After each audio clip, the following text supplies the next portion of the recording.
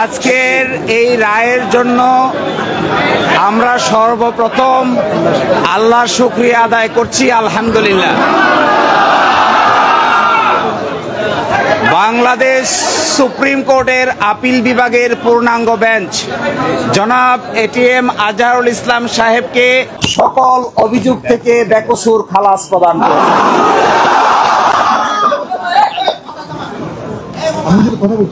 আজকে থেকে এখন থেকে জামায়াতে ইসলামীর সাবেক ভারপ্রাপ্ত সেক্রেটারি জেনারেল জনাব ATM Azharul Islam is an innocent man.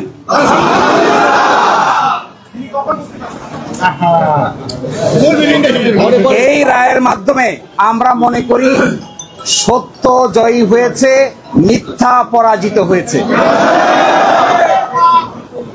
Truth prevail and falsehood defeated. জামাতের এবং বিএনপির 6 জন শীর্ষস্থানীয় নেতৃবৃন্দকে মৃত্যুদণ্ড কার্যকর করা হয়েছে।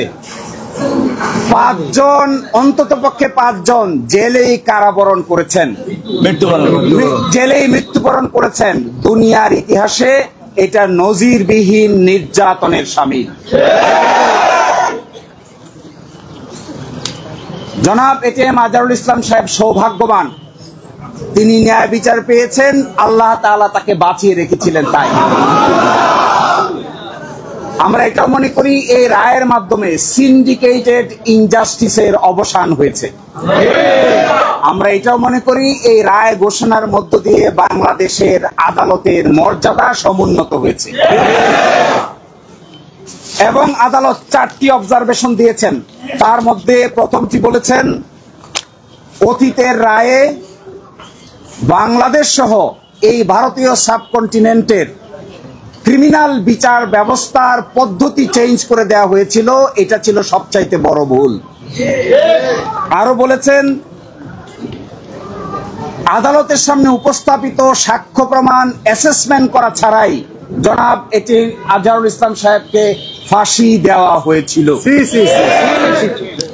এবং আরেকটি ইম্পর্টেন্ট কথা বলেছেন যে পৃথিবীর ইতিহাসে এটি একটি ট্র্যাভেস্টি অফ ট্রুথ, অর্থাৎ বিচারের নামে অবিচার। আরো বলেছেন, যে সমস্ত তথ্য প্রমাণ আদালতে হাজির করা হয়েছিল অতীতের আপিল বিভাগ তা সঠিকভাবে বিবেচনা করতে ব্যর্থ হয়েছে। ফলশ্রুতিতে আজকে জনাব এটিএম আজহারুল ইসলাম সাহেব কে বেকসুর খালাস প্রদান করেছেন। বাংলাদেশের ইতিহাসে নয়, পৃথিবীর ইতিহাসে এটি একটি নজিরবিহীন ঘটনা হয়ে থাকবে।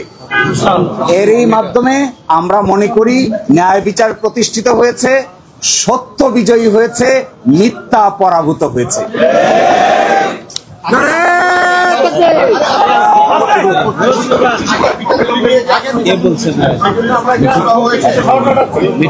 আমরা একটা শোনেন, আমরা একটা শর্ট অর্ডার চেয়েছি, অ্যাডভান্স অর্ডার চেয়েছি।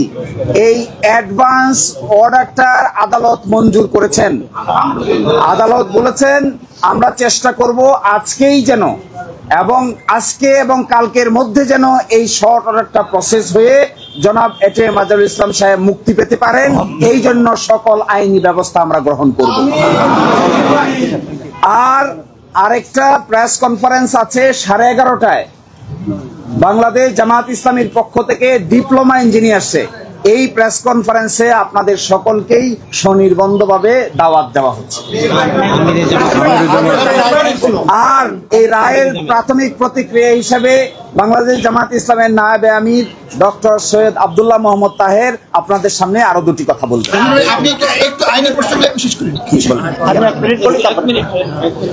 বিসমিল্লাহির রহমানির রহিম। তোমরা সুযোগ পাবা আরো। কুল জাল হাক্কা ওয়া জাহাকাল বাতিল ইন্নাল বাতিলা কানু জাহাকা। কোরআন বলেছে যে সত্যের বিজয় হবে, মিথ্যা দূরীভূত হবে এবং মিথ্যার পতন অবশ্যম্ভাবী। আজকে মহামান্য সুপ্রিম কোর্টের রায়ের মাধ্যমে এই সত্যই প্রমাণিত হয়েছে। অ্যাডভোকেট শিশির বলেছে সত্যের বিজয় হয়েছে, সত্যের বিজয় হয়েছে, সত্যের বিজয় হয়েছে।